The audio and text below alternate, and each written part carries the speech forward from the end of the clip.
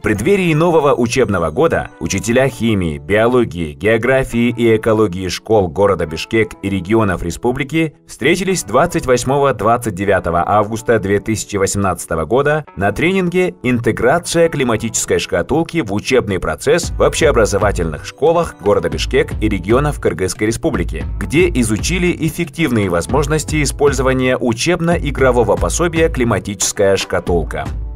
Адаптированная для Кыргызской республики версия комплекта «Климатическая шкатулка» была разработана проектом ПРООН ГЭФ «Усиление институционального и правового потенциала для обеспечения улучшения национальной системы управления и мониторинга экологической информацией» совместно с Министерством образования и науки Кыргызской республики в 2017 году и экологическим движением «Биом» в рамках регионального проекта «Климатическая шкатулка. Образование и просвещение по вопросам изменения климата», поддержанного программой «Новый мир», реализуемой ПРООН.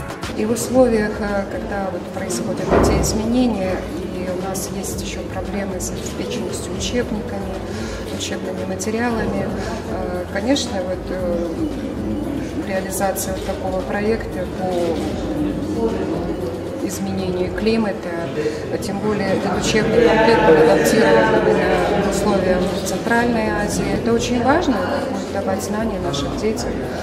Очень важно в использовании работы наших учителей. Участниками тренинга стали более 200 учителей и методистов из школ города Бишкек и регионов Кыргызской республики, представители управления образования мэрии города Бишкек, ПРООН, экологического движения «Биом», Международного общественного фонда «Инициатива Розы Отунбаевой». Основная задача климатической шкатулки – представить школьникам в интересной, занимательно-игровой форме важную информацию по вопросам, связанным с глобальными изменениями климата, а учителям дать рекомендации по использованию этой важной темы в рамках школьной программы.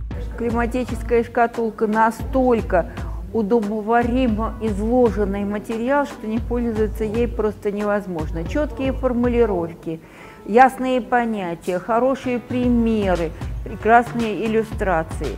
Этот материал настолько глубоко отражает современность, что использование его на уроках, при работе внеклассной, при работе внешкольной всегда находится масса возможностей обратиться к этому материалу. На тренинге, проведенном учителями школ Бишкека и регионов Кыргызской республики, которые делились своим успешным опытом применения климатической шкатулки в учебном процессе, все участники ознакомились с активной успешной деятельностью учителей, которые, используя новые решения и методы, развивают творческие способности школьников, улучшают их мышление и способствуют обобщению полученных знаний в процессе изучения нескольких предметов, развивая тем самым школьное экообразование и повышая экокультуру. Информации о Кыргызстане очень мало. Если представлена, она представлена в виде каких-то там небольших тезисов, а так, чтобы она была иллюстрирована, чтобы это было доступно вообще для понимания детей, чтобы это заинтересовывало. Это единственный такой, можно сказать, учебник, который используется в нашем обучающем процессе.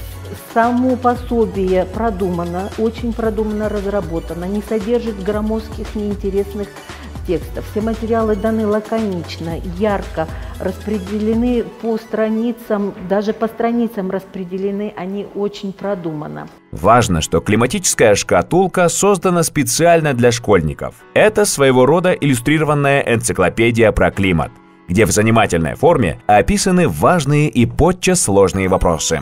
То есть это огромная экономия учительского времени.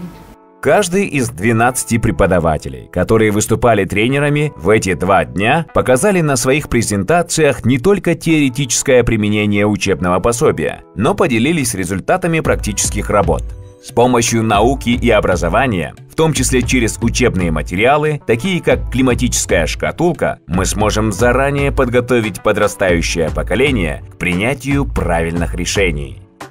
Тренинг был организован Международным общественным фондом «Инициатива Розы Отунбаевой» совместно с Управлением образования мэрии города Бишкек при поддержке трастового фонда «Россия ПРООН в целях развития» и проекта ПРООН ГЭФ.